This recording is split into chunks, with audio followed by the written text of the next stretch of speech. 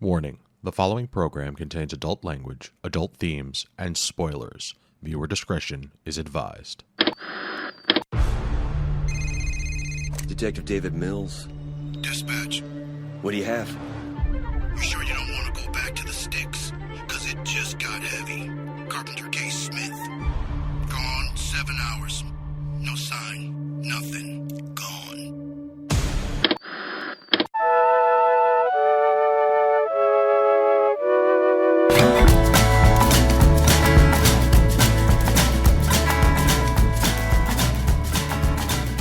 Good evening and welcome to this week's episode of This Week's Episode. This is episode 237 for the week of September 30th, 2021. I am your host, Evan Goldstein, and with me as always is the Lime Addict, Kris Randazzo. Back scratches! Our last brightest hope, Karen Randazzo. I'm so gross. And the ultra big deal, Angie Fernot. I dance my demons down. We here on this week's episode talk television. It was my choice this week. I picked Ultra City Smiths Season 1, Episode 1. I think it's She Don't Give a Damn or something to that. She don't care. She don't Ultra care. City. She don't care. She don't care. But before we get into that, here's your weekly reminder that you can get in touch with us at mail@geekade.com. Tell us what we're doing right. Suggest a show. We kind of like, listener requests because that last one needs to be topped because I was just going through the website and that shit was weird. But let's talk, guys. How have you been? Weddings. Not bad. Weddings. Yeah. Yeah. It's been pretty good. A heck week here with illnesses and everybody, getting back to normal. But I'm almost over COVID. yeah, it's true. We're getting there. Yay. But COVID is not almost over you. It'll never be over me, but I will bitch slap it down. That's what it So does. I don't need you, Rona. Says the woman who was passed out yesterday. Oh my God, guys, it was so bad. So, yeah. But you did get a chance to catch up on some television, though, honey. I did, you guys, and I wasted it. What is wrong with me? So, all right. The big sorry. thing that I got her to watch, and I wanted her to watch it without me because I had already seen it, and I wanted her to just power through them because it is fantastic to power through this show, but she didn't. She waited. And we finally, I think last night, we watched the most recent episode of Ted Lasso. Yay! Guys, I finally get it. I love how I'm like, I'm almost over COVID. Cricket, cricket. Ted Lasso, yay! Ted Lasso is very important. It is. I finally get it. Also, I have so many thoughts on this show. Like, can I just word vomit for a second? Because now I'm caught up to what you guys get. Go. Do it. Okay. All right, here we go. This is it. So, first of all, I had to say this to Evan because, and I'm going to now repeat it to you guys, I needed to watch it with someone because it was just such a heartwarming, enjoyable show that it took away from it to watch it alone because I wanted to be in the moment and then be able to lean over and smack Evan on the arm and be like, oh my God, it's so amazing. So, it's definitely better to share the joy of that show. But I have to say, the incorporation of the therapist into this show was, to me, so outstanding because after I think 2 episodes of the show, leaned over to Evan and I was like, I have a problem with Ted Lasso. And he was like, what? He was offended to the point where I thought he might leave me. But the reason was because he doesn't respect boundaries, and the whole thing that happens with like Keely with the photo that's taken at the very beginning, and you're like, oh shit, what's gonna happen? Da, da, da, da, da. Like that whole thing.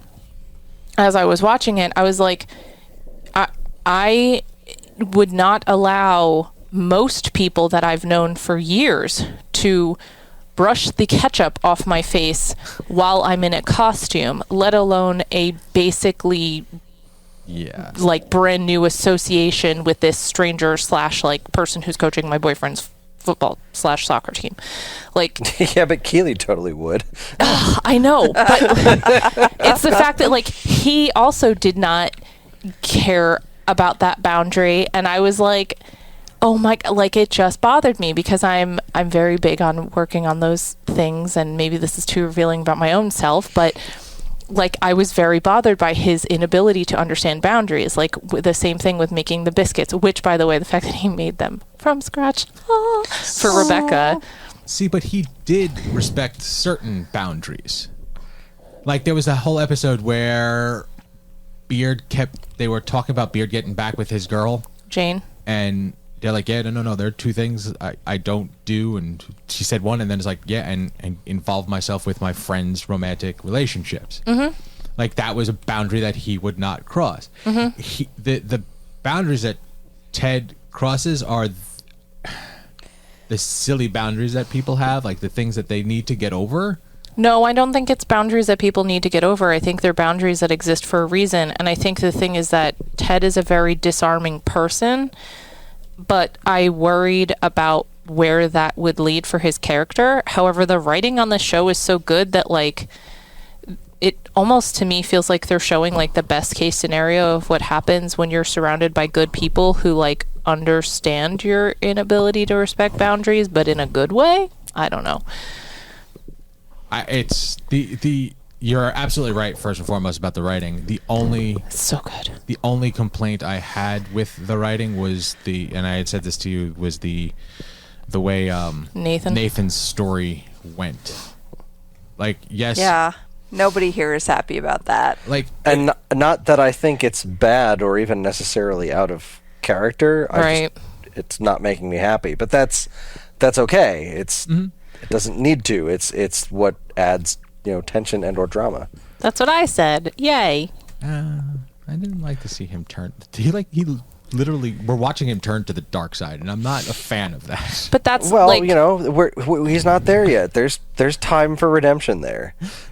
There's time for him to figure it out. I mean, clearly, we've seen the way he has his family, the way his parents treat him, and we've seen that he's had nothing but a complete lack of confidence for his whole life, and now all of a sudden he has confidence and stuff's going to his head, but he's got people around him that are looking out for him. Beard was like, do better. Yeah. So I'm convinced that he's going to need to go through some shit, but I think he's going to come out okay in the end, because I think he's basically a good person at heart. And could we, speaking of Beard, just for a second, talk about Beard's night out? Yes. Holy shit, guys. I don't think I've ever seen anything that good on TV. And you know what? I enjoyed the hell out of it. And I think I messaged Kris about it. The only thing that I had a problem, it was a weird episode. It was totally out of whack. But I wanted to see Coach Beard be more of a badass. Like, he spent a chunk of that episode in the fetal position protecting himself from fights. Yeah, but I don't think the fighting is his thing. I think it's the thing he was doing in the bar with the guys who were playing pool, where he like totally conned them into making them believe he belongs there. Yes. He does and more being listening. like a lot smarter than they were, clearly. Despite their whatever Cambridge, educations. Oxford, blah, blah, blah. Yeah. For sure, Beard is a mysterious and wonderful character. And I know you guys Beard. probably didn't bother watching the Emmys, but Brendan Hunt showed up to the Emmys wearing a fucking top hat and carrying a cane, and I love him. Absolutely. I have no problem believing that whatsoever. He'd fit in at my wedding. Are you listening? Do you want to come to my wedding? Oh. Did she mention she's getting married? Hey, guess what? Roy Kent's real name is Brett Goldstein. Aw. Yes. Oh, is that why he's so cute? Yeah, maybe. He's sharing her last name. You tall, dark, and handsome gentleman. He's there. He's there. He's every fucking where. Roy Kent. I was doing that chant. Oh my god. I ruined Evan's counting at one point. He was working on something that looks like it was important, and I did not give any fucks. I was like, this needs to happen right now. I'm sorry, but not sorry. So I have a question for the group, and I'm pretty sure I know how Angie feels about this, but the Sam and Rebecca situation. I think it resolved the way that it should. And the best way it possibly could. Yeah. Like, I was afraid that it was going to go on and, like, become public and then end badly. Yeah.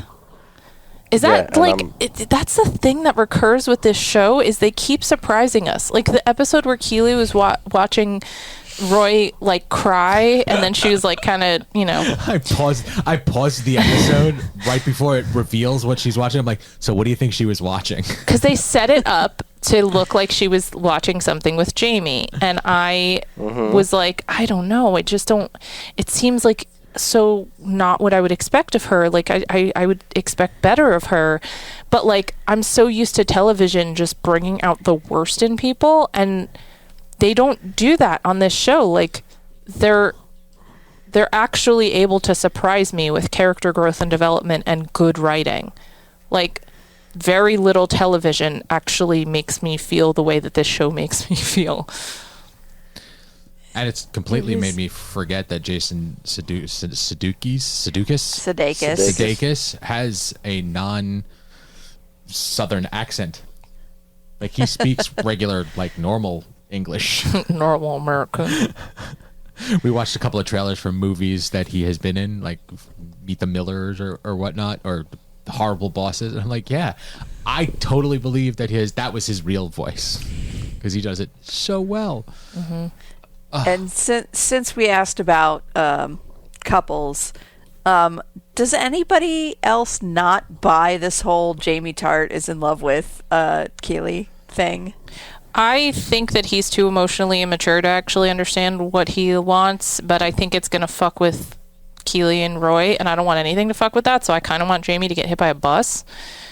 Sorry, I just do. I thought for a second that it was going to fuck with them, and then the show did exactly what you were just talking about, and had Roy come up and perfectly apologize. And I think that was the show doing what it was going to do right there. I think that was the whole story. Yeah, because he came up and did his thing, and Keely was like, "Thank you for being exactly the right person for me."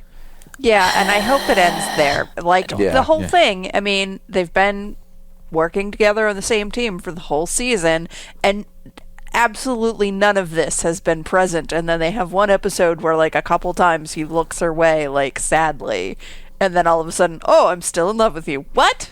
Come on now. Well, Jamie has done a lot of growth this half of the season. His relationship with his father, he's grown. The camaraderie with the rest of his teammates. Like, Jamie is not the same Jamie from season 1. That same Jamie is in there. But yeah, I just didn't see it enough in the season. Like, if they want me to believe he's in love with her, like, show me a little bit more than just, like, a couple of glances in one episode. That's all. Yeah. And I think they've done well enough with storytelling thus far that I would be somewhat disappointed in the writing if they didn't give us that. So don't disappoint me, show. I love you so much. Well, listen, it's won like every Emmy on the planet now, so. Good. Yeah, that's Good, they deserve like it. Curse. If a show can pull off its season finale by rickrolling the entire of its community, oh, that was fantastic. That wasn't the finale, was it? It was episode 10. Yeah, when Rebecca's dad died. Yeah, was that? That was episode 10. That was the last. I'm just assuming that because it was last season was episode. It only had 10 episodes, so I just assumed. Is this season going to have more episodes, Karen? Please tell me. Are you about to blow my mind? She's looking it up right now. She's figuring it out. Google Foo. Season 2 is 12 episodes. Yay! Oh my I was going to say, it didn't feel like a season finale to me. Oh my god, I just got so excited. Fantastic. Good. I really they ended on if that was the season finale, they ended on a major beat with the death of her father, her relationship with her mother, her breakup relationship with Sam. Like, things were adjusting. There was no giant cliffhanger kind of thing, because I thought it was going to be the Ted panic attack situation with right before, but then he ended up getting it together and showing up to the funeral. So I thought they were just like, okay, We're just calling a pause for now. Does anyone else think Sam might be one of the most charming people you've ever seen ever? Just ever? He's pretty great. Oh my god, he's so cute. I just want to hug him. Every time he smiles, I'm like, yes, please, thank you. The world is a little brighter now. The Christmas episode with everybody showing up to Higgins' house. Spectacular. That was so sweet. Fantastic. One of the best Christmas episodes of television I've seen. And it was instant Christmas classic episode. Yeah, for sure. And I've seen it twice now because the first time I ever watched this show was when Evan was watching that episode, and I coming out of nowhere, not knowing anything, just sat down and wanted to watch because it was just that charming.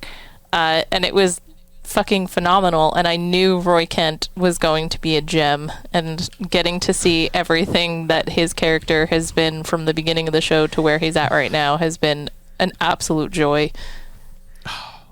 And his use of the word fuck is fat. I mean, it's an artistry. He's an artist. It is. He does what Titans never will. So, yeah, you caught up with that, and what else? Okay, so this is the part where I wasted my ability to watch so many good things because I wanted a comfort show, and you all know my comfort show is Supernatural, and I was like, I can't be that fangirl again. I just need to expand. So I decided to do a rewatch of Bones because I've always wanted to finish the show, and I got to right before the last season launched and never got to finish it. But I realized I didn't remember any of the story. So I was trying to power through episodes, but also be able to sleep through episodes if I needed to, because that's how my life has been. And I have officially gotten to the point where I started looking up episode descriptions online to skip the episodes that are basically filler that I don't need and watch the 4 or 5 crucial episodes of each season. So I'm now halfway through season 8, and I'm just by the time Evan would come home, he'd be like, no, hon, we can watch Bones. It's okay. You're not feeling well. And I'd be like, change the fucking station. This show. Yeah, I can't stop watching it. It feels like such a chore, but I don't want to be that person who doesn't finish shit anymore. I want to just be done with this fucking show. Also, David Boreanaz, I'm not going to turn away. So. Hey, there it is. It started with me on Angel. It's not my fault. Actually, it started with Buffy. What? Don't judge me. No, honey, I know. I'm aware of your fixation with Boreanaz. I don't know. But that's pretty and the much wedding it, right? is still on. Yeah. The wedding is so on. Yeah. I mean, we did look up his fitness routine. What's this wee shit? Because you Evan, looked up no, his because routine. no, I got don't point that fucking finger. SEAL team for you. So he was all like, "Oh, I wonder what he looks like now, because this show was a while ago, and he's got to be in his 50s." So yeah, okay, you know what? You threw me the bait. I took it, and then I looked up the David Boreanaz workout because I want. There are two answers to that question. What does David Boreanaz look like now? There's two ways to find out that answer. One was the way that I did it was David Boreanaz now image. Hey, he looks good. Good for him. All they show is him with graying hair and a normal outfit, and I was like, that doesn't tell me if he's actually still in good shape or taking care of himself. It could be that weird shit that fucking celebrities have sometimes, where their face looks stunning and everything below it is a dumpster fire. So, fine. Good for him. I'm proud of him. Yeah. So I look, but I didn't look at shirtless pics. I could have. That would have been great. Nice. Nope. Nice. We had a situation tonight where Kris went to do something and he was like, it might blow up. And I was like, well, if, in our typical joke, if it blows up, we had a good run and, right. I'll wait an appropriate amount of time before pursuing a relationship with Chris Evans. But it was the first time we had done that in proximity of the children, and John was enough in earshot and enough aware that he was wait, what are you talking about? I just told him I just told him that you were making a joke that something was going to blow up, and if it blew you up, that I said I would find you a new daddy. and he also said, I heard you say it was nice knowing you, and then he just kind of smiled like he understood why that was funny. That is key parenting skills. He's a good kid. Yeah, we like him. So He's a keeper. He's so cute. Your kids are getting so cute as they grow up. They were cute when they were little, but they're like now staying they're cute. getting like personalities now. Like Oh, they've had real- personality. Listen, the little one has. Oh wait, we can say their names, right? Yeah. Oh yeah. Okay. Yeah, Ellie Steve, no. has personality in spades. She can fill a room by herself. That one picture that you posted, I'm gonna say it was All like a day or sass. two ago. Like it dripped sass with her hand on her hip, her hips kicked. Like And the face. damn. Yes. She's literally like, that's the kind of figure that I would take like that image and go into a class where I'm teaching my students about how to draw like emotions or attitude and like give poses life, and I'd be like, and this is how you draw someone who's sassy. Like she, like you look up sassy in the dictionary and that's where she's standing. And she's going to be 5 on Friday, you guys. We're screwed. Oh, Well, you know, so So cute, anyway. so deadly. you know, I mean, that's just that much closer to where she's responsible to take care of you now, right? Like, right? She's got to go out and get a job, start. Tell her to mow the frickin' lawn. Theoretically. The other day I was like, Ellie, when you're a grown up, you're still going to call your mommy, right? Like, you'll call me every once in a while. Maybe. She's going to be like my sister and call you every hour of every day for the rest of her life. God, she What? is. I think she's gonna do it just to mess with you. But she's the kind of kid where, like, I feel like you could be like, all right, go mow the lawn, and she'll just sass it into not growing. She'll good omens that shit. So, all right, let's keep rolling, guys. What have you checked out this week? Well, I have. I've just been having a wonderful time with television. This week. Wow. I have kind of slipped into a groove that I've been long out of. Where back in the old days, back before internet streaming TV and children and whatnot, how I would spend most of my days is constant Law and Order marathons because it was always on TNT. And So an eternity ago. Got it. so I would just always watch reruns of Law and Order just as long as humanly possible. And now I'm working from home, and a lot of the work that I do doesn't require my full attention. So I've been streaming Law and Order in the background, starting with season 1, and it's been just a goddamn delight. It's been so wonderful getting back into that wonderful world, and it's super interesting too because it's been a year or two since I've done some Law and Order, but it's been the first season's 1989. The world has changed so much since then. Like everyone, not even just the fashion. Like the fashion's obviously a thing, but like just the physical state of New York is so much different, and the problems, like it's all about just crack dealers and AIDS, and like God, the world has really changed so much. And not that those things aren't still problems, but like when this was happening, AIDS was a definitive death sentence. It was it's so crazy going back to these old episodes and just like this wonderful time capsule of the way the world was. Because you could look at it now like it's a period piece, but it was it was modern at the time. And it's always fun seeing the guest stars on there from before they were big fancy stars, like a famous episode with a young Gil Bellows and Philip Seymour Hoffman in just like bit parts as like punk kids on the street. It's hysterical. So that's probably been like the highlight for me as far as watching TV outside of Ted Lasso and What If continue to be fun. And then the thing on Disney Plus. Yeah, that was where I was going next. The other thing is I got to spend some time with Star Wars Visions. Okay. That's been really fun. I have 2 left. I was hoping to get through those today, but then I had to go pick up Ellie from school because she ate food too fast and threw up. So Speaking of, Like, There was zero concern on the school nurse that it was like, yeah, she's not sick or with COVID, but she threw up at school. She's got to go home. But as long as her fever doesn't magically spike tonight, just send her back tomorrow. No doctor's note needed. Okay, awesome. So I was going to watch the last 2 episodes, but they've been really interesting so far.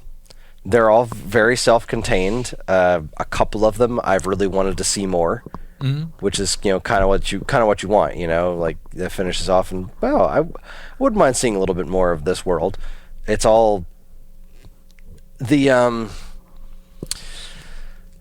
whole thing was that this is not to get Star Wars fans into. It's not really to get It's not trying to get anime fans into Star Wars. It's trying to get Star Wars fans into anime. Okay. Because it's not building on any real established lore or anything. It's just an anime approach to Star Wars. Like we were talking about the lightsaber umbrella, basically. Like, yeah, that worked like a charm in that episode. But when it came time to actually do fighting, that thing was basically a shield. It was basically an intimidation tactic. Right. Everyone started shooting at her. She turns it on. It spins around and deflects all the bullets. But when it came time to fight, that thing came right off. She just kicked that thing right off and started doing lightsaber fights. Nice. Because it's not wieldy. But yeah, man, the influences are all over the map. Like it's very, very anime. Karen and I watched one together that was like very Astro Boy inspired, which was pretty neat. There was the second episode is like about a rock band on Tatooine, or like a punk band trying to get their start on Tatooine, and their bass player is a Hutt. That's awesome. And then like because he left the family or something like that, Jabba sent people out to like get him, like to kill him, and they basically saved the day with punk music, and it was great. I love that. It was adorable. It was pretty wonderful. I've been watching it in English. I want to go back and watch a couple of them again with the subtitles. Just the English dub is the standard, and I like a good English dub, and it's all pretty high quality. Like the English voices have all been good so far. There haven't been any bad ones yet. They're totally not connected to anything. Like that Tatooine one with Jabba the Hutt was probably the closest that was tied to anything, because Boba Fett was who was coming after them. But just that could have been any bounty hunter, really. It was just that it made the most sense that it was Boba Fett.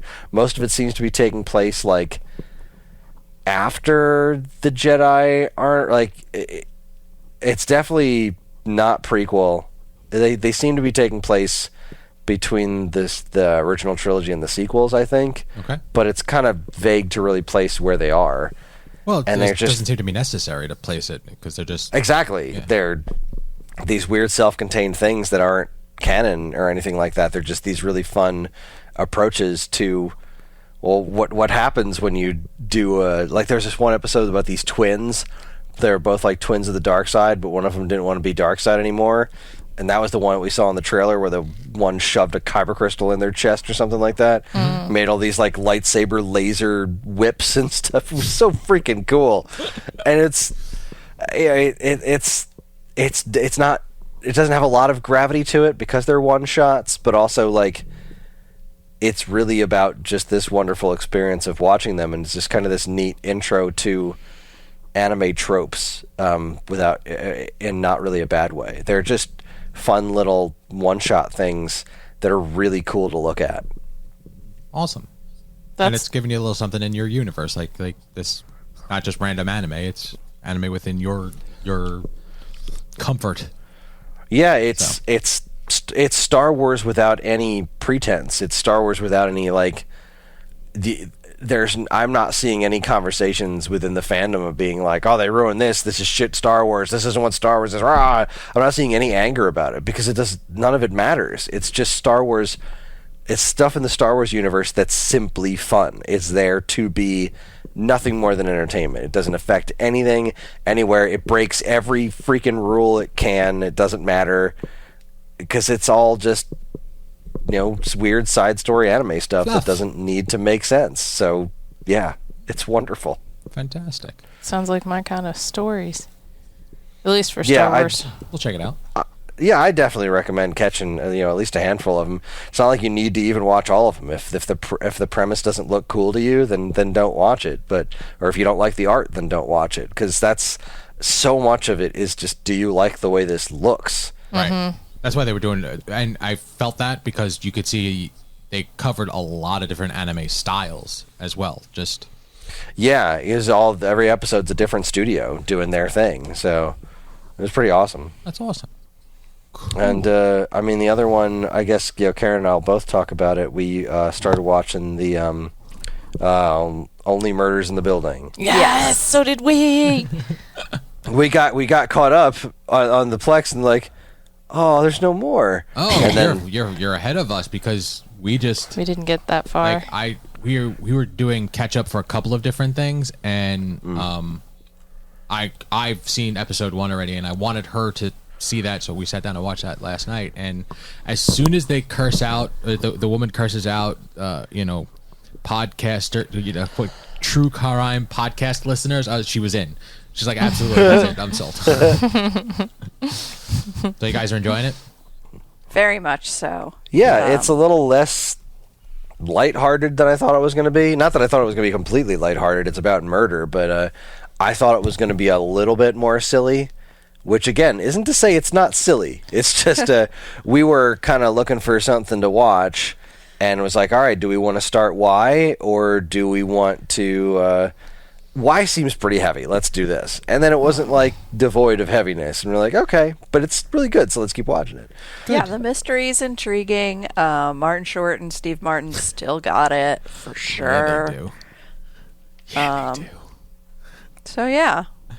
Very enjoyable. Did you actually watch... Oh, sorry, never mind.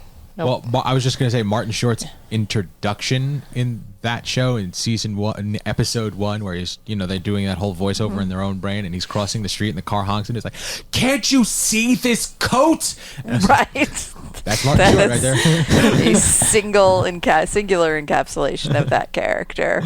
Yeah. I went out and recommended this to my mom, and she had already had it on her list, but now she was like, well, if it has your endorsement, then I'm already super excited for it. But I love those guys so much. I grew up on that kind of their comedy and Three Amigos and all those SNL alums. So I'm very happy about it. I got a new job, and I'm working with a number of younger people, and I made a Three Amigos reference. And the reference was, yes, we have a plethora of piñatas, El Papo. And one random guy that I didn't even know his name, he was at my age, he's like, hey, wrong audience for that kind of movie. It's a damn shame, right? They will not understand the Three Amigos reference that you just uttered. And I went, but I appreciate that you did. This is why we're being very careful about the way we raise our children, so that this does not happen. So that somebody when they're drops around, that reference. When they're around their friends' parents, and their friends' parents make that joke, they will laugh. Good. And then their parents will know that we're cool and we did a good job. Vindication. All right. And we started our comfort food of Parks and Rec. Yes. We finally finished New Girl, and that's what I was just going to ask. Cool. Okay. Went back to Pawnee. So been a long time since I've watched that, and it's nice to be in season 2. Season 1, Mark Brandanowitz is still around, and he's still worthless. But the show is starting to figure out what it is, and that's what makes me happy, because once that show figured out what it was, it became really good. It did it well. Yep.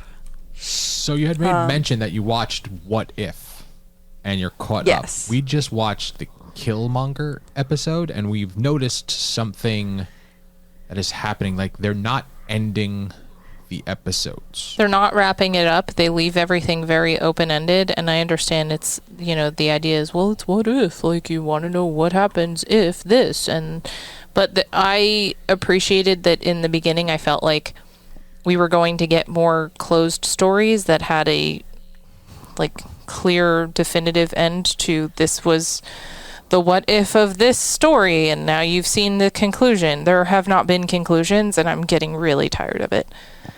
It's just me. I think they're going to bring everything back together. Yeah, like there's and the promos and stuff. There's been all these like pictures of them all, different characters from the different episodes all together. Like there's some singular threat that the Uatu is going to bring them together on.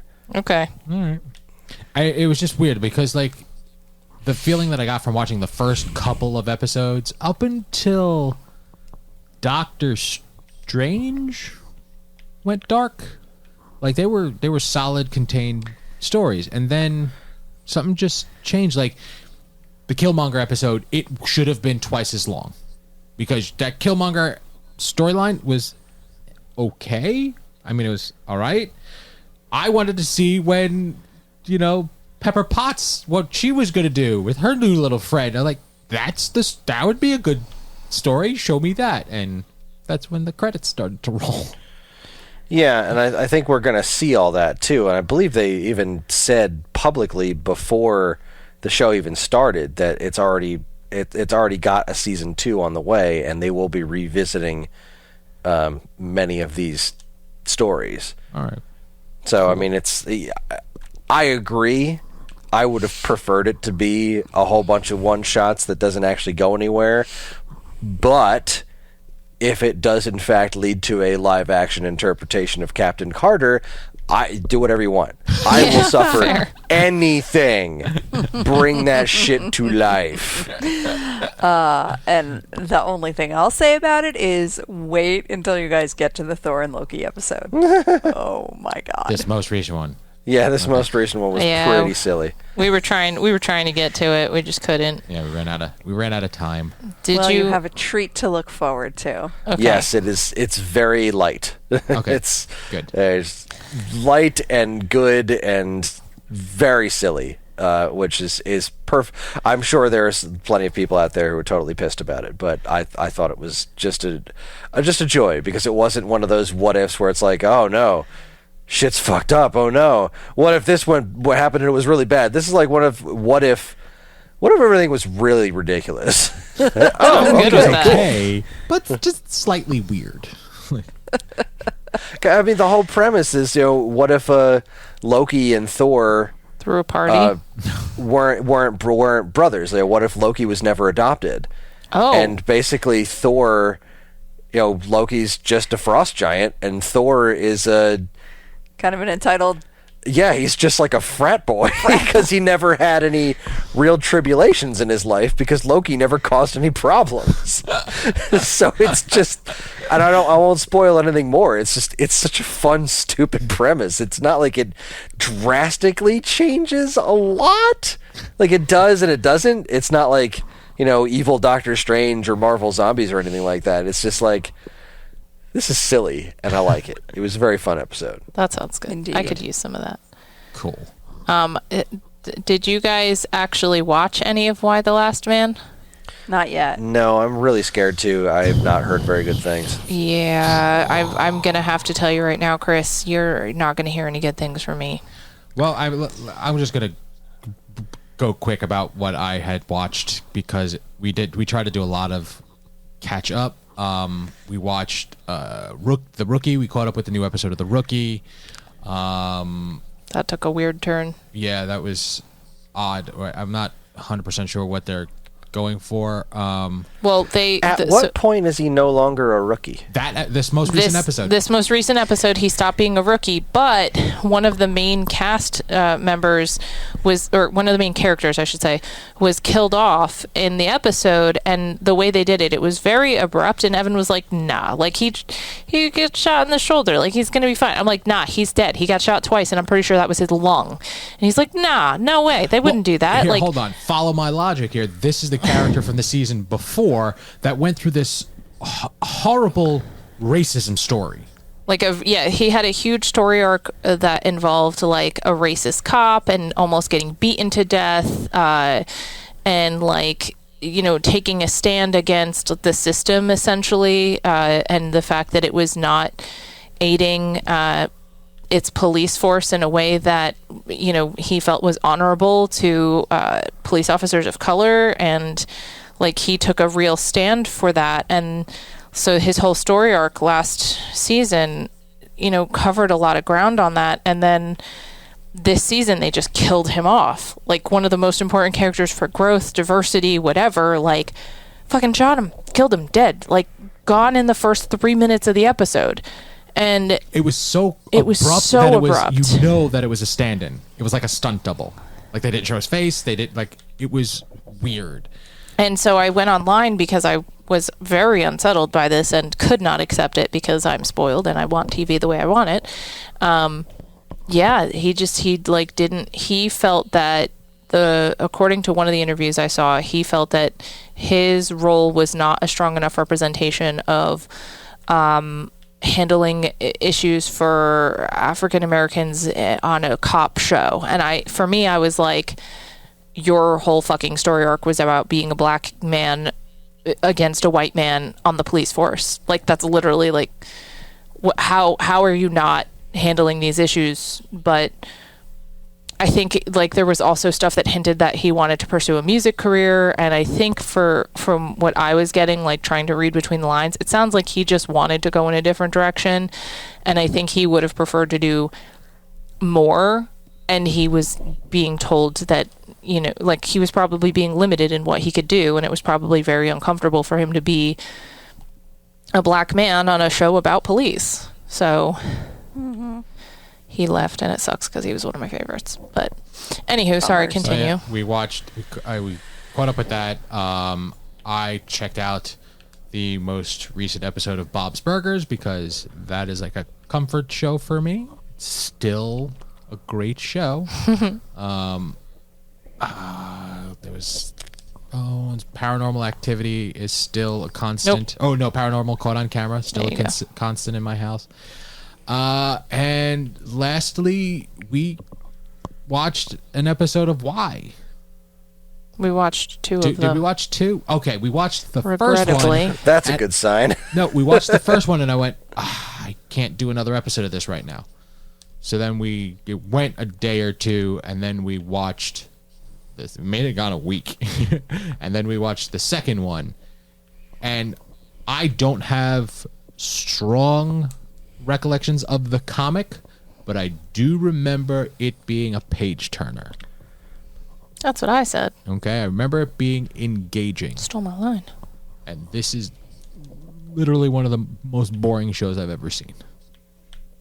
It's weird because they're just I don't want to say much other than they're handling it differently than I remember the comic handling the story, and I think the pacing is too slow because of that. So I'm very curious to hear what you guys think when you watch it, but I don't know if I have it in me to do it. I don't remember the details of the comics extraordinarily well. I just remember that I absolutely loved it, and I'm not sure if I keep hearing negative things. I'm just not sure that I want to put myself through it. I'm kind of curious to watch it actually. I don't have I read the comic too. It's just one of the few big comics I've actually read. And I remember really liking it, but not to the point where I'm like, it holds a strong place in my heart and I'll be heartbroken if they ruin it. Whatever, I don't care. But I read something interesting in the last couple of days about it, talking about how it handles people who fall outside the gender binary, considering the concept of the show is based on such a just male and female definition it's black and white. It's literally chromosomes, right? If you had this chromosome or that chromosome, right? But so in the show, I think they were saying that there was a transgender cast member. There are trans men, that survived, and there are cis women that died because of a chromosome disorder or whatever. So that part of it is interesting to me. Do you guys remember them covering anything like that in the original, in the comic? No. Yeah, I didn't think they did, and that kind of blew my mind. thought that was actually very clever because it was not something I even considered. Right. I think like it wasn't as mainstream known about. It was also nearly true, 20 yeah. years ago. Yeah. Right? It started, I think, if I'm not mistaken, 2002 through 2008. So, And I read in this article that they brought in a gender studies expert to consult on the show and have a say in like how that how all the way the world is today, how that would impact the show. So that part of it is interesting to me. Like, but if it's boring, then I don't know. Maybe it's not that interesting. Well, it's just that like I don't know. I feel like if you guys don't want to watch it, then what I will say is the way that they covered the show is I thought in the comic you kind of just get like Uric doing his thing, right? Like they just throw you into it. They haven't really given you a lot of information about what happened when everything ended. He just kind of tells you it ended. And I could be misremembering, but like I told Evan, this is really making me want to do a reread, and I just don't want a repeat of Lock and Key, but like the way that they handled it in the show is these first 2 episodes have been a lot of explaining what happened and what's happening as a result of what happened. So there's like a time period in the second episode where they go from like day 8 to day 63 or something, and as they're doing it, it just feels like it's like everything is going so slow. They're trying to introduce a lot of different characters. They're not spending a lot of time on Uric, which is weird to me because I feel like he's such an important part of the story, and they're giving a lot of the other characters screen time, but I don't feel any attachment to any of them or any reason to have attachment to any of them. So the way that it's written, especially when I compare it to a show that I've been watching like Ted Lasso, where they introduced a huge cast of characters and I was immediately enamored with everyone on that show, or immediately had feelings that made me remember those characters, like it's really bizarre to watch this show that has such an intense story and have like zero cares about any of this shit, knowing that it's actually a good story, like, and they're just not telling it well. But maybe it's just me being, childish or immature. I don't know. Like you said, I don't have, and I also admit I don't remember the story well. Okay, because I've read a lot of comics, but my recollection is that the story was mainly York versus the situation, like York's tale about all the men being gone, and that is not what happens in the first 2 episodes. You have one interaction where he is around other people and then he gets reunited with his mom. Like it's mainly women dealing with the loss of men. Like, what is the world going to be like? How are they dealing with all the men being gone? It's losing people that were in positions of power and then figuring that out, trying to get answers and not having any, and the public not believing you. New York starts like sinking back into the ocean. It's a weird confluence of events that I don't remember, and I get it. Like, I don't want them telling this story from the 2020 lens, because that's not when this story was written. Like, that's a different story. Like, you can't do that. If from what I remember of Why the Last Man, that story doesn't play today. Okay, it's just we're in a different world now, and I think they're trying to make it so that story plays today, and it's not that story. It's a different story. It's Wise family. It's the everybody surrounding that character that he's not interacting with, which is just weird to me. I just don't understand it. So, well, I feel like I remember him meeting up with his mom fairly early on.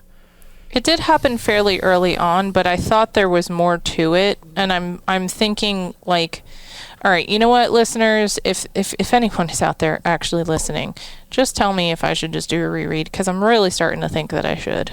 I mean, why? Yeah, I think I might do it too, just to kind of refresh myself. Comic or book maybe club? I should do the what's that? Comic book club? You read, I'll read. Comic book club. Let's do it. Hey, why not? Oh. Yes. Yes. It's my new noise. I mean, I know exactly why not, because I'm bogged down by many other things. I'm behind on Ninja Turtles comics, for crying out loud. Oh, so for sweet rereading why might be a little difficult, but yeah. Get your shit together. A lot of why. I have to review Dragon Ball Z Kakarot, and it's like not a short game, and it's really freaking complicated, so I'm trying. So, yeah, that's it. Like, that's all I got. That's pretty much sums up my past couple of weeks. Karen, did you have anything that you had wanted to talk about, though? Because I feel like you touched base on stuff everyone else was watching, but was there anything specific for you? I don't have a lot. Similar to Chris's Law and Order situation, I have been busy at work, and when I'm busy at work, then that's when I tend to do my most background watching, and so that has been. I started back at the beginning of Doctor Who. Like the very beginning? It's been a while since I've seen a lot of these early episodes. There were some I didn't even remember. I was watching today the Impossible Planet and the Satan Pit, the two-parter where they end up on a space station that's like on a planet that's orbiting a black hole. And, that was such a good one. But it had been so long, I didn't remember like anything about it other than Satan was there. Pretty wild going back to Russell T Davies stuff, huh? Yes. Little foreshadowing. So you went back to like the first series and started a rewatch, or like the second, like the Chris Eccleston and on? I started at Chris Eccleston. Okay. Got Not through that like the original black and white one. That's what I was asking. No, I didn't go back to Classic Who. Okay. But like the Chris Eccleston ones, like I've watched them so many times, I could, tell you all the dialogue with my eyes closed. But yeah, some of these early Tennant episodes were really kind of fun to rewatch and interesting. What else? I finished Brooklyn Nine-Nine. We haven't done that. Yeah, the finale was good and fitting. I think they did a good job of ending the show, and I think it was right that they did so. What else?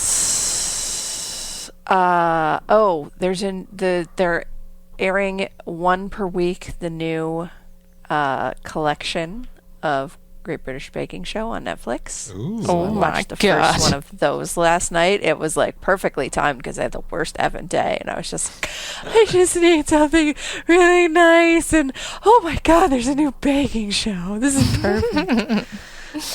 So the new like cast of everybody is great, and it's just really nice. They started it off with like, like in the beginning of the episodes that the hosts will do some like corny little bit. Mm-hmm. They started this season off with a full-on parody of Achy Breaky Heart. What? With Timely. Exactly. With Noel and Matt Lucas and the judges Prue and Paul, like what, all dressed up as like a country western band. They did not sing or play the music. They lip synced, and they had like the lyrics. The singing was like dubbed in, and then they were all like pantomiming with their instruments and dancing around, and they all had Billy Ray Cyrus wigs, and it was like, the most amazing thing I've ever seen. Thank you so much, British Baking Show. You are a treasure. It's like a little gift, like, sorry we've been gone so long. Here is something amazing for you. And then an hour of delicious cakes. Oh, God. And the guy that went home, I was like, okay, good, because I don't think I could stand to look at him for the whole time. Oh, God.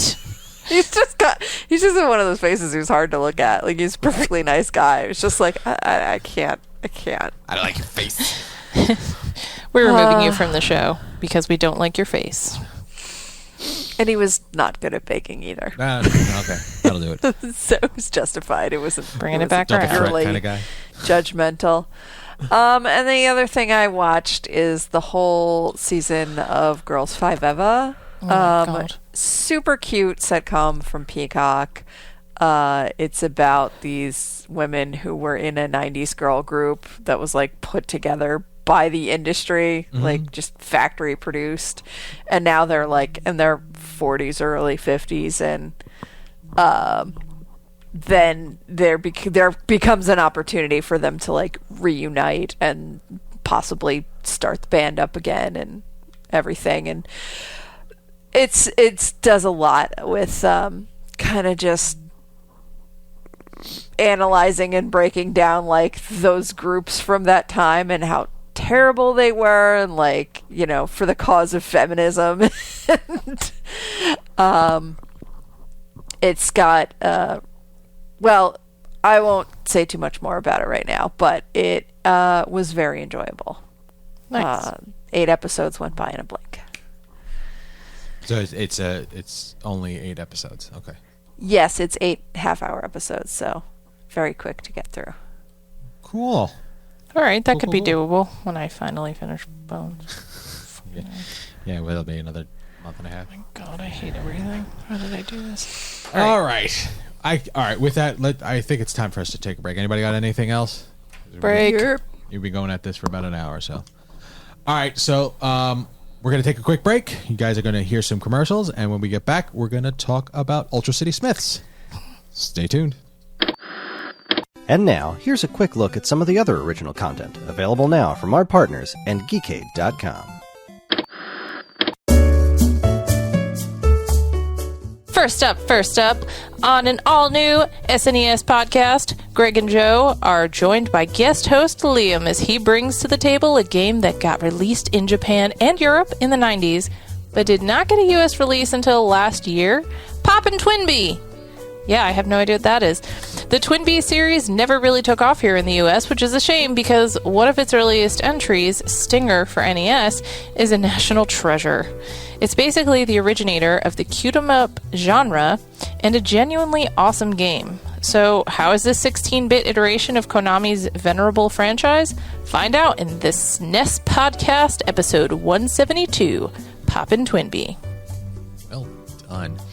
Next, we live in a world where high-quality arcade racers exist in abundance. There's new DLC coming for Horizon Chase Turbo. Apparently the new Hot Wheels game is pretty hot. Cruisin' Blast is, well, a blast. But none of those games would be what they are if Sega's arcade classic Outrun hadn't been there first. As it celebrates its 35th anniversary, Matt and Kris give its legendary soundtrack a spin while cruising around. I'm sorry, that pun hurt me. While cruising around in their convertibles. Which one of them was driving and which one was the blonde in the passenger seat? I just pictured Matt with a blonde wig. Find out in Waveback episode 137, Outrun. You see, Dan pictured me in the wig. See, no, I gave you full driving capabilities. Sorry. Fair enough. But he has to have the blazer with the pushed-up sleeves. Yes. Uh-oh. There's dog on my cables. The Miami Vice look. Hi, doggo. Okay. Finally, Patty and Jonathan begin the final season of X-Men Evolution with Impact and No Good Deed. It has an exclamation point. Yeah. I don't know what you want me to do. Patty wants to discuss Apocalypse's vessel, but Jonathan gets serious when he shares a personal story and relates to both Rogue and Nightcrawler. Has anyone ever cosplayed Harley Quinn? Does Alice Cooper watch 98 Day Fiancé? Find out on Mutant Musings Evolution, Episode 18. Be friends. For all this great content and more from us and our partners, be sure to keep your eyes on Geekade.com.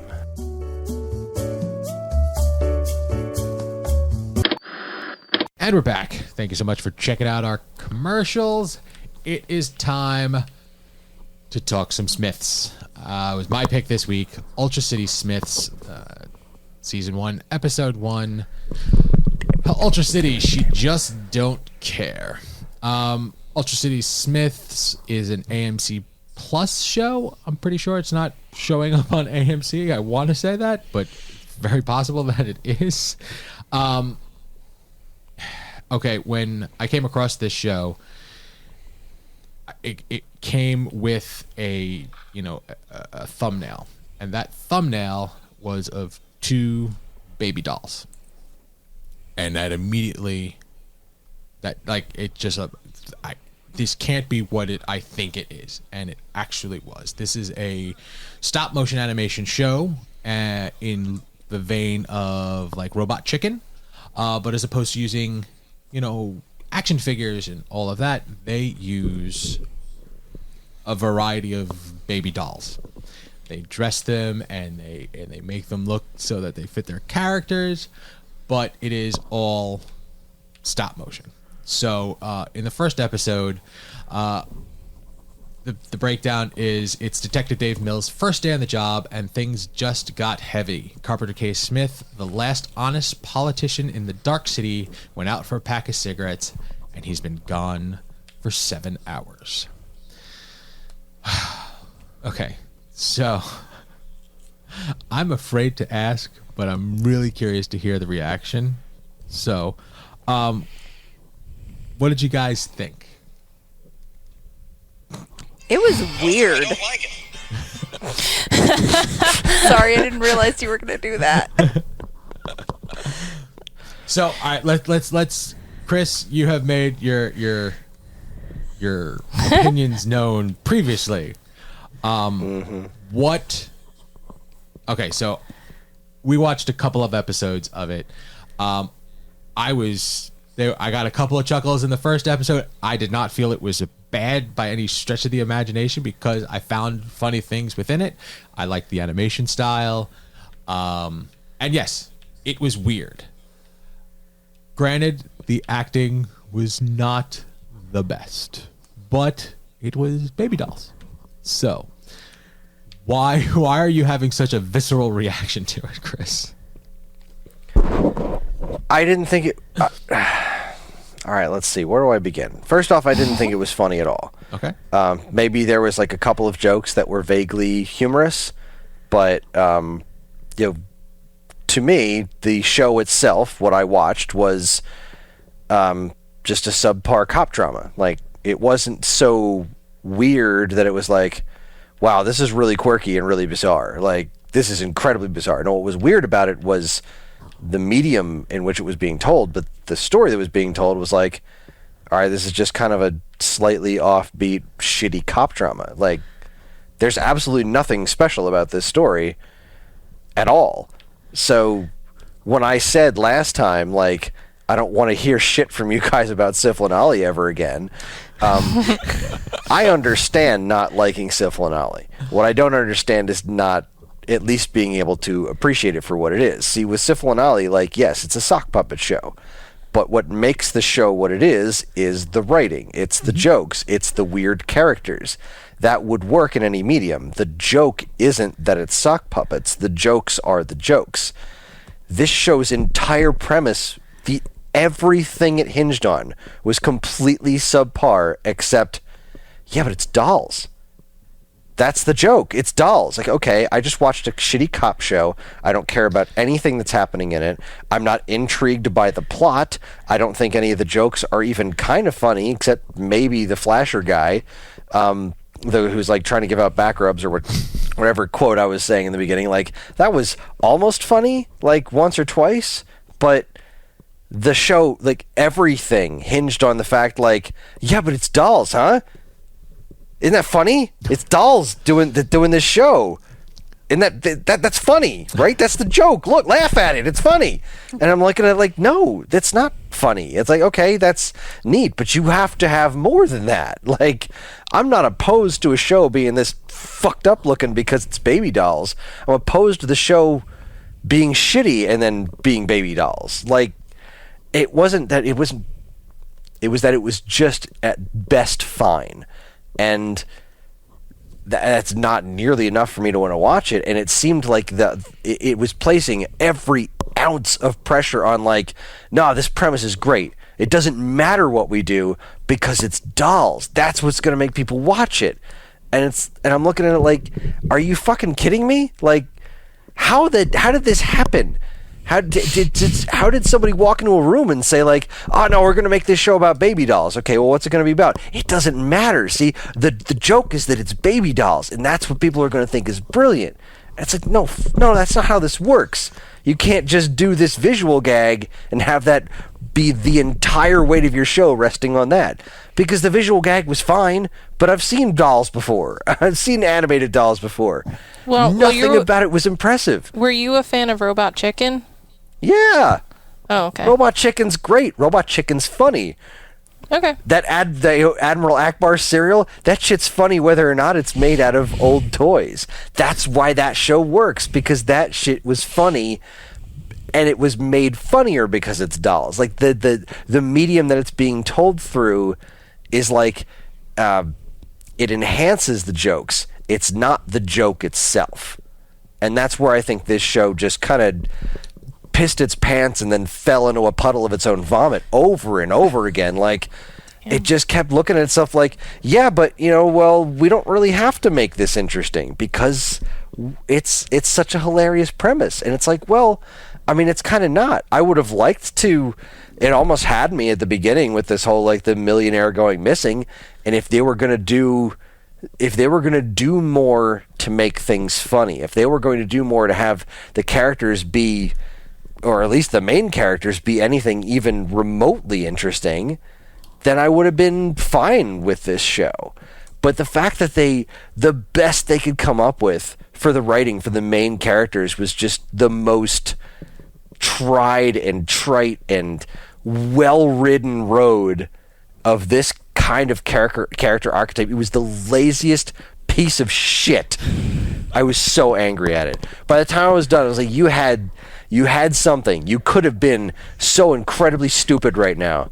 You could have done something, but you didn't. You got this far, and you stopped and said, this is good enough. I don't have to try anymore.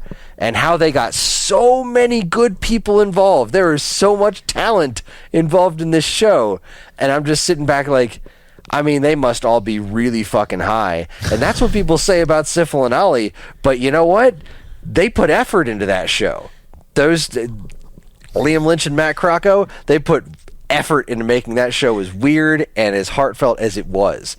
And I got nothing from this show. I couldn't get an ounce of anyone giving any shits about their performances, about any aspect of this show. It was just like, this is the joke we've got, and we're just going to keep doing it over and over again, and that's going to be enough. And it's not. That's my diatribe. Another classic Kris rant. All Brought to right. you by Ultra City Smiths. Karen? It was weird. I agree that it wasn't funny. The dolls creep me out. I'm not typically like a person who's like creeped out by dolls. My kid plays with dolls. Like, I'm not bothered by it, but something about the juxtaposition of like the content and the dolls just freaked me the fuck out. Okay. But I didn't feel as strongly as Kris. I was just like, I don't really like this, and I'm probably not going to watch any more of it. But I was not like angry and offended by it. I was. I love this shit. You know me. I love weird shit. I was ready to look at this show and be like, all right, sign me the fuck up. But I was so disappointed. I was so angrily disappointed. So here's the thing. And I mean, I'm going to assume, because Angela, we watched 2 of this so far. I feel like I can tell that this cast is not together when they're recording, because it's very the delivery of a lot of these jokes and whatnot is very choppy. So it hits a little bit rougher than if it's an ensemble kind of cast like this group should be. I did get a number of good chuckles out of even the main character, where he's first communicating with his child, and he's expressing the fact that, he's new and he's having a problem, and he ends up getting to his car and going to work without a shirt on. And then his introduction to his new partner is, "Hi, I'm here, I have a shirt." Like, there were jokes, there were funnies, like, they're not, guffawing funnies, but there were interesting, funny little moments in it. Like, the partner is explaining every bit of Ultra City as it's running past them. Like, all of those baby dolls dressed as David Bowie as a baseball bullies. They were a gang, and like, he didn't get it. Like, he didn't understand that he just thought they were going out for a costume contest or whatnot. And it's funny to me how I saw the certain aspects of the funny that, for me, and you, Kris, saw the complete opposite. Like, well, I think it's because you have a different sense of humor. Like, the humor of this is that it takes itself too seriously. Like, that's the point, is that it's the show itself, like, the characters are taking themselves seriously, but like, then they're also ridiculous. A dance number, right? And which, like, the thing about it, though, is that it's more of like a dark humor, and I think that that's more in line with you. Like, it's almost like a dystopian humor, it's just darker, and it's not. It's the kind of ridiculous that I think is just outside of Kris's realm of interest and just inside of yours. But I think, and I may be way off topic, way off base with this, but I don't like cop dramas. Like, I'm not a fan of them. The closest that I get to is The Rookie, and that's because it's Nathan Fillion. I don't look at that as a cop drama where it really is. And I feel that maybe Kris is looking at this as an insult to cop dramas. I wouldn't say it's an insult to cop dramas. It's an insult to weird shit. I love dark comedy. I love stuff that is weird and dark and fucked up. I absolutely love it. The problem was that it was bland. It didn't go far enough in any directions. It was like, all right, I get what you're saying. Like, on paper, sure, it's like this thing is taking itself seriously, and then there's a dance number. Okay, but was any of that stuff good in the first place? Is there any sort of hook that's gonna make me want to keep watching this, that these distractions are going to be taking me away from in a way that's going to keep me engaged, Mm-hmm. Like, and it didn't do it for me. It missed that mark so completely for me, and not because it was, partially because it didn't take itself seriously at all. That was the thing. Like, it was trying to tell a serious story, but it wasn't taking itself serious enough to tell a serious story, but it was also not funny enough to make me laugh. So it just died on the vine in every direction for me. Mm. It's so interesting how two people that have communicated as much as Kris and I have can see something so differently. Because when I look at this, I'm like, I saw the dance number was out of whack. It was weirdly placed. But then as I'm listening to the actual words, like, the part of that song, like, I found that humorous. Like, I wasn't looking at this like a cop. I don't know. It was just I enjoyed it for what I thought it was. It did not disappoint me, because I don't think I had a bar very high for this show. Like, when I looked at it, I went, "Oh, it's gonna be baby dolls making jokes or whatever." And I definitely, because I'm a big fan of, like, stop motion, so I love, like, Robot Chicken and shit like that. And I knew this was not gonna be that, because Robot Chicken is a masterpiece at what it does. But the people who made Robot Chicken are also the people who are making this show, which is why I asked, because I didn't really know anything about Robot Chicken. I didn't really watch it when I was younger. But Stupid Buddy Studios works on this show, and that's Seth Green, Matthew, I don't know how to say this, Senrek. And then they have John Harvatine IV and Eric Towner, and apparently they're all known for working on Robot Chicken. So, like, that in combination with the fact that they're also working with Steve Conrad, like, he is known for writing things that are, you know, weird and unusual. And I looked up reviews on this afterward because I honestly don't know what to think about it. Like, there are times where I chuckle at it, but like, we watched 2 episodes and I was like, I don't think I can watch another one of this. Like, I don't know if I even want to go back to it. But I don't know. There are parts of it that I do find amusing. I listened to you laugh. Yeah, like, I'm not going to say that I was not amused by any of it. Like, I did. There were things that did, in fact, make me slightly chuckle, but the best I got out of it was a faint chuckle, and that just made me angry. Yeah, I think for me, the artistry of it is also very appealing, and so it's easier for me to get distracted by some of it and just enjoy that. And, like, the puns made me happy, or, like, references to things that are, you know, adjacent to what they're talking about, like Andrea the Giant instead of Andre the Giant, and, you know, stuff like that, where they, you know, they have just like the stuff when they had the signs, like in the background theater district and stuff. Yeah, like a lot of effort went into the production of this show outside of the stop motion. I mean, like, there are certain things that I've seen with, you know, stop motion that they really try, and the scene in particular that really, like, shocked me was there was an interaction between the main character and his partner, and they are just talking, but he is constantly moving. He's dancing the whole time. And, like, it's going for a minute, and then all of a sudden she turns to him and goes, "Are you dancing?" And he goes, "Yeah, I dance away my demons." And I dance my demons down. Dance them down every night. That doll didn't stop moving the entirety the time it was on the screen. And to me, that's impressive, first off. And then I was like, I get it. They took this joke and they are running with it. He's not addicted to, I mean, yes, he's addicted to Coke a little bit, but limes, that's his thing. That's fucking weird. I think I'm wondering if what throws it off is Conrad's addition to the group. I wonder if it was just the original Robot Chicken guys, if it would have been something that hit home better for you, Kris. And then for me, because I'm coming from so far outside of it, none of it is relevant or matters.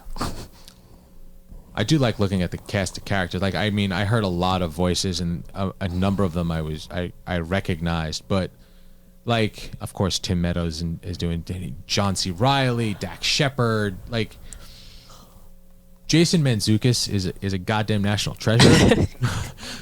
That I'll agree with, for sure. And not only did I, like, when I first heard his voice, I expected to see something on screen because I know what he looks like. And then when I saw the character he was playing, I'm like, yep, that fucking works too. Like, it made sense to me. You're right, Kris. It is weird. It's not super... Like, it's not wrapping around to where it becomes normal weird. Like, I'm disappointed that you did not like it, because I had high hopes for it. I will probably watch the rest of it, because after seeing the second episode, I am intrigued by the murder. Really? Yeah. Like, okay. I shouldn't say the murder. I'm intrigued by the suicide, because I'm going to throw that out there. There's a scene in it where it's not guaranteed that it's a suicide. But there was a balloon, honey. Which, if you're going to commit the perfect and suicide, then balloon to make physics. You think it's, listen, we talked about balloon physics. All yes. the ridiculousness of that. That was the one thing that, like, just irritated me. I was like, one balloon, a gun is going to float on one balloon. It was a Get very, the fuck out. A very small gun, but. That's a very good point about the balloon. It was like the one that there's always that one thing that I can't suspend. Your suspension of disbelief said no. Yeah, like I can't let go, and that was that one thing. Like I pun intended, I was a little triggered. So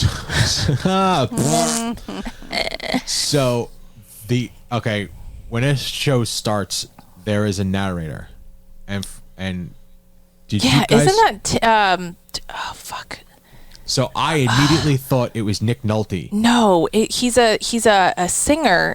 Tom Waits. Tom Waits. Yeah, dude, his voice, so good. It was so like you want to just do that, clear that up a little bit. So no, that's Tom Waits, man.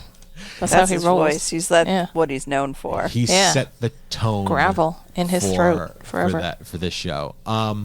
His vocal cords are made of gravel. That's true. I'd be curious to hear how the the communication between the characters, like when they are having conversations with each other, like if they were together, I would like to see how those, because the jokes do suffer a bit because of the missed beats, because they're not with each other. Yeah, but you can edit for that. Like you can to a point. You can to a point because you also, they are working off of stop motion caricatures. Like they have to make the mouths line up and all that shit. Like it's a lot of work. I'd be curious to see what it'd be like where they had more interaction with each other, to see if it played a little smoother. I'm also curious to see where their musical numbers are going to go, because I did not like the one on the second episode at all, and it's freaking John C. Reilly. Yeah. I enjoyed the first one. I'm assuming that they're going to do one every episode. Yeah. And they're just going to probably get more ridiculous, because the second one was definitely ridiculous. But the first one was, I found it funny because he's telling his life story and how he just doesn't know shit about Ultra City. Yeah, so. First one was good. Second one was fucking weird. I don't know. All right, well, there you have it. That was a short and hateful review. I like hearing Kris every once in a while go on a good rant. I have told you about the 45-minute well, I couldn't even say it's a conversation. I asked Kris how he felt about a movie, and we sat in the car. I was silent. He did not stop the entirety of the time we were in the car. What movie was this? I think the good news is, now granted, I don't know what I'd do if properly triggered, but I don't remember enough of that War of the Worlds movie to be that angry about it anymore. I think it's just so far behind me that I'm finally free. You're past. Oh man, I didn't know if it was one of those things where if I said the name of it, you'd start like twitching and fall over. And another thing about it. Nah, War of the Worlds was a pile of shit. That's all. You're here. All right, well, there you go. We all have a slightly different opinion about the show. Some of them are wrong. It has run the full gamut, so yeah, I feel like Karen and I are kind of the middle, like she's middle of the road / no, and I'm middle of the road / maybe. Oh, yeah. And I'm not saying this is not a home run by any stretch of the imagination. I just enjoyed it. Like, listen, you opened my eyes to something new, and I love, like, my favorite thing about, I want to see the set. That's what I want to see, because stop motion, the size of a shoebox. Yeah, dude, I don't care how big it is or how small it is. I just want to. It's all about how you use it. Size. Yeah. That's what she said. Easy killer. I caught myself after I said size, but it's the fact of the matter is, like, if you've ever been to like a movie studio or any place, like even in Disney when they've had displays or whatever, like that's the coolest part, is getting to see the production aspect. Well, for me, it's the coolest part. It's getting to see that production aspect and how they do certain things and the effects that they use. And I just think stop motion is gnarly. I really do. I love it. Yeah, it's come a long way. I mean, it's not as manually intensive as it used to be, because it used to be all clay animation on the full bodies and then the faces, because you got to change the mouths. Like, most of this was probably done digitally in some way, shape, or form. And that's the thing. I was looking up like the making of, like I was trying to find articles about this show or anything to do with the production, and I couldn't find anything. I only found a few reviews. Also, I don't like the way the New York Times wrote their reviews about the show. I'm sorry, but stop sounding so pretentious. They're fucking baby dolls. It's the New York Times. That's their job. They should not be reviewing that show then. Yeah, like it was just, they used big words. I didn't like it. All right. There we go. I like it when we're all split decision every once in a while. All right. So we're going to wrap this up. Kris, I'm sorry. Hi. I'll try to do That's better okay. next time. You know what? It was an experience, and I'm glad that it's over. Yes, I want to get a show that we all hate and see what happens when we just hate watch it. We probably will it'll probably be the shortest second half of an episode ever. Fair. Kris, you got a spiel for me? I do. This week's episode is not filmed before a live studio audience, but it is fueled by feedback from listeners like you, and you can get in touch with us in a multitude of ways. We have an official Geekade Discord where there's an entire This Week's Episode channel dedicated to all things TV talk. We're on Facebook, Twitter, and Instagram through the official Geekade channels, or the more specific Twepcast accounts, and of course the four of us can be found in various ways. I'm available on Twitter at Geekade Kris. You can read my work at StoneAgeGamer.com and in the pages of Nintendo Force magazine. Karen, where can people find you? People can find me at STM Stitches on Facebook, Instagram, TikTok, Twitter, and Etsy. I can never remember all the platforms. You just made up half those words. Angie, where can people find you? Check me out on Instagram. It's A for not. Evan, where can people find you on Tic-Tac-Toe and Tide Pods and Bam and Fabo? Friend face. Geekade _Evan. MySpace. Tom is my friend. All right, I'll hit you up on your live journal. There you go. If you need to know more about the shows we discussed tonight or what we'll be watching in the future, have a look at our show notes. And if you have any other questions at all, we can always be reached at mail@geekade.com. Just include the words "this week's episode" in the subject line so we know who you're trying to reach. The show is available anywhere fine podcasts are sold, including Apple Podcasts, Spotify, Stitcher, YouTube, and more. And wherever you decide to listen, please comment, like, subscribe, and leave reviews because any and all feedback is welcome and appreciated. Again, as always, keep your eyes on geekade.com for more fresh original content. Back to you, Evan. Thank you. All right, so next week is going to be a news week, but as always, we're going to give you a little heads up advance notice on the homework, and we've decided it's Karen's turn again. So, Karen, what is our homework? Oh, no. Gotta love a good maniacal laugh. No. It's just that we've decided it's my turn, and I feel like I have power. That's all. Oh, got it. Always. I promise to use my power responsibly. Appreciate it. So if you couldn't guess by how little I said about it during the first half, I wanted to pick an episode of Girls 5 Eva. Fucking knew it. So we're gonna go season 1, episode 4, called Karma. Okay. Season 1. If you want to watch the whole series, I'm not gonna be mad at you, but that's the episode I picked for the homework. Did you watch that with me? Yes. Okay. Yeah, we watched the first episode of that. So, yeah, all right. Cool. Girls 5 Eva. Cool. Season 1, episode 4. Very good. So, there it is. It's 2 weeks worth of podcasting right there. Thank you all for joining us. From everyone here at this week's episode, I'm Evan. I'm Angie. Karen. And no, wait. We discussed the order. We discussed it. Evan, Angie, Karen, Kris. Let's try it The one two more K's time. go together. We can do this. I'm Evan. I'm Angie, and she don't care. I'm Karen.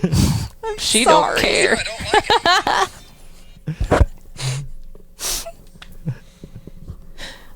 Kris?